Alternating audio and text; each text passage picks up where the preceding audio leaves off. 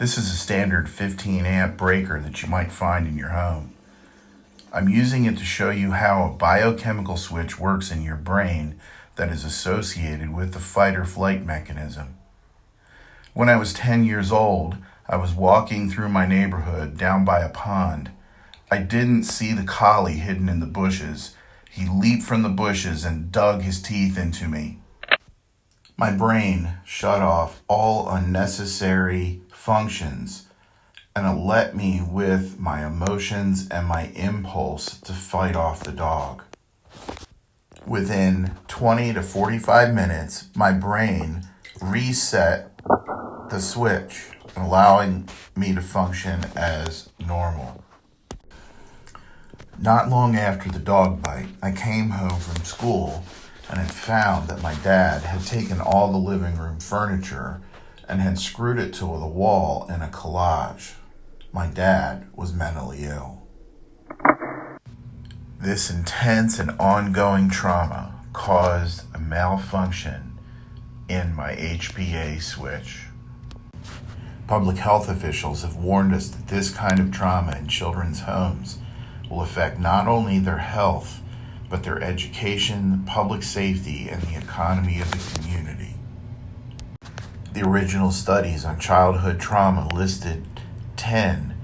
They're now referred to as the ACE scores, or adverse childhood experiences. Many other traumas have now been added to the list. The problem comes when the now overly sensitive HPA switch will trip at the slightest provocation, causing a cascade failure in the educational suite of the brain.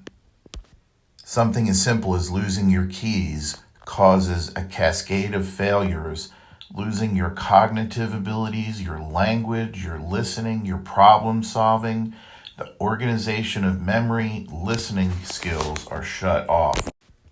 Losing a video game is enough tension to trip the HPA switch, causing significant social interaction suite to go offline.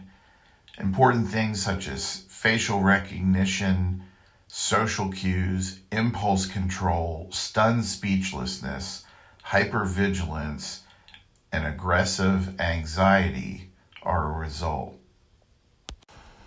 The cumulative loss of the cognitive processes is rendering the young people unable to care for themselves, and this can continue into adulthood. The health implications for the children is the most significant. It is said that illness is 4 to 12 times higher amongst those children that suffer this kinds of trauma, and they can expect a 20 to 30 year reduction in life expectancy. Recent studies have shown that the DNA is miscuing, and these miscues are being passed on to the offspring. This YouTube video is very helpful in explaining this process. We've talked about the different kinds of trauma that can trigger this chemical switch, but we have been finding that dehydration and malnutrition are also contributing to the HPA biochemical malfunction. While we know that the HPA switch can reset in 20 to 45 minutes, with these extra stresses, we're finding that it's not resetting and the students are living in perpetual fight or flight mode. This data is most telling and shows a comparison between the ACE score of 6 and PTSD. This chart shows the effects on the class structure.